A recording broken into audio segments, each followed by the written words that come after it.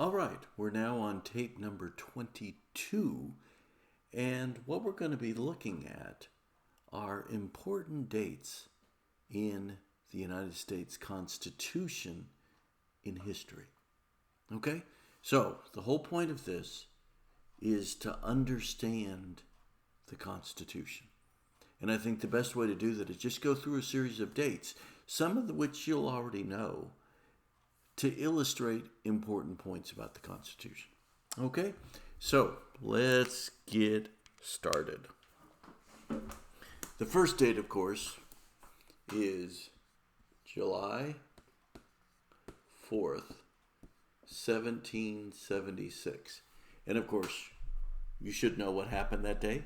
That we call the birthday of America. It is the signing of the Declaration of Independence. It was written by Thomas Jefferson mostly. There was a little bit of help otherwise. But it was really his ideas that really laid it out, his words that we use. Okay? Signed July 4th, 1776. So what happened is very simple. We created independence from another country, our colonizer, the British Empire. And then what do you do once you're independent of somebody else? Well, you need to create your own government. So the next thing that happened is that a government was created. So it went from 1776 to 1781. And this government is, what's our first government? Do you know? Probably studied it in history. The Continental Congress.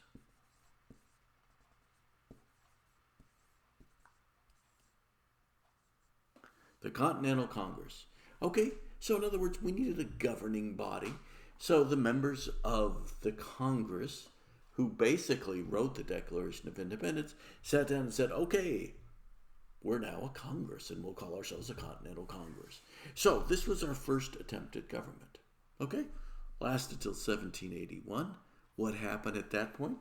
1781 to 17, I got to make sure I got this right. 1778, we had a second form of government. What happened was very simple. The people in the Continental Congress realized this really isn't the best form of government. It's missing some stuff. So what they did is, while it's adequate to take care of the war, it's not adequate when the war is over. So the war ended in 1783. By then they realized there were problems coming along. So they created the Articles of Confederation. The Articles of Confederation. Okay? And what that was simply our second attempt at forming a government. And the idea was that the states all become really important. The former colonies are now states, and the states become really important. Okay? So, that was the Articles of Confederation. Next, the next important date then is September 17th, 1787. I'm sorry, I made a mistake here. 1788. I apologize for that. 1781 to 1780. I was going, there's something wrong here. That's what it is. 1788. Okay, September 17th here, 1787. So right near the end of the Articles of Confederation, the framers sat down and they realized, these Articles of Confederation really aren't working very well. And what happened was very simple. The Articles of Confederation did not give power to the national government to collect money. It didn't have the power to tax. All the money was taken by the states. The states had that power. And they didn't give it to the national government, so the national government was broke. That's a pretty serious thing. When there's no money for your government, you're in trouble. And then the second problem is related to the first one. There was a rebellion in Western Massachusetts. And lo and behold, the national government didn't have the money for an army. And there was no provision in the Articles of Confederation to have an army. So what happened is that George Washington took it upon himself to raise the money, to raise an army, to go put down that rebellion. And the people involved in the Articles of Confederation realized this form of government doesn't work either. So they sat down the summer of 1787 and they said, we need something new. So what they created was the Constitution.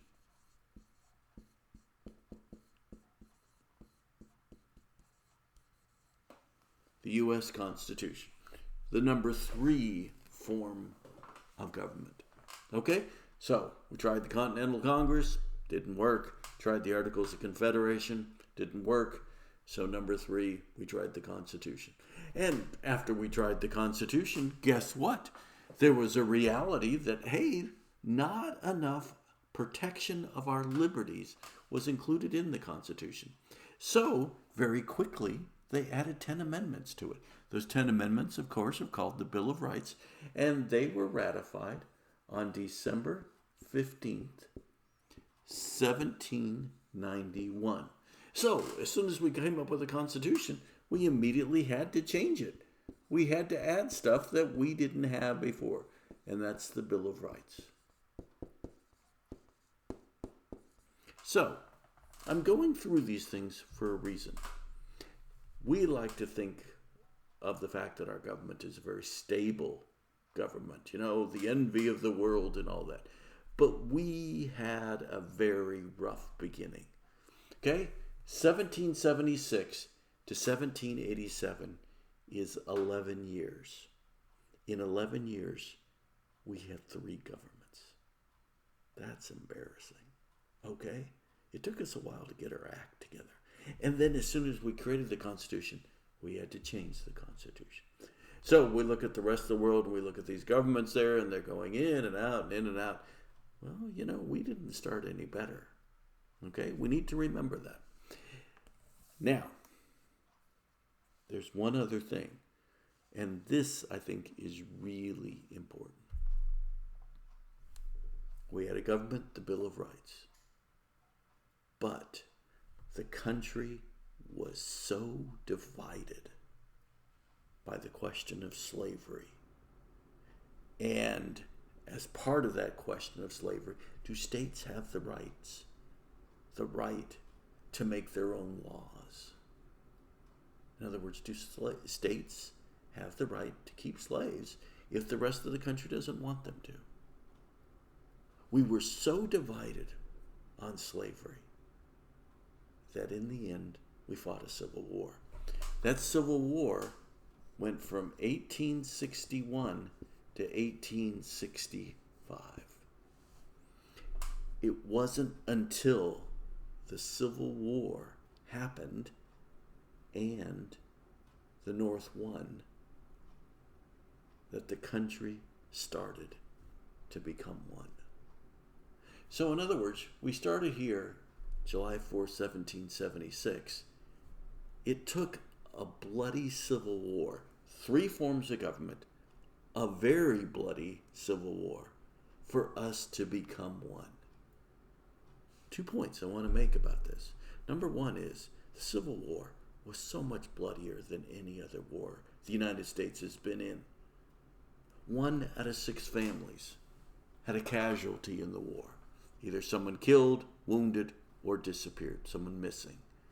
Okay? It just devastated this country, that war did. The worst kinds of war are civil wars, when it's brother against brother, family against family. And we fought a horrible one for 4 years. Second point, before the Civil War, people in the United States referred to each other by the state they lived. So they would call someone a Texan or a Virginian or a New Yorker or someone from New Hampshire. I don't know what you call people from New Hampshire. New Hampshireite? I don't know. Anyway, it wasn't till after the Civil War, after we beat the bloody hell out of each other, that we started to use the word American. And people started calling each other Americans.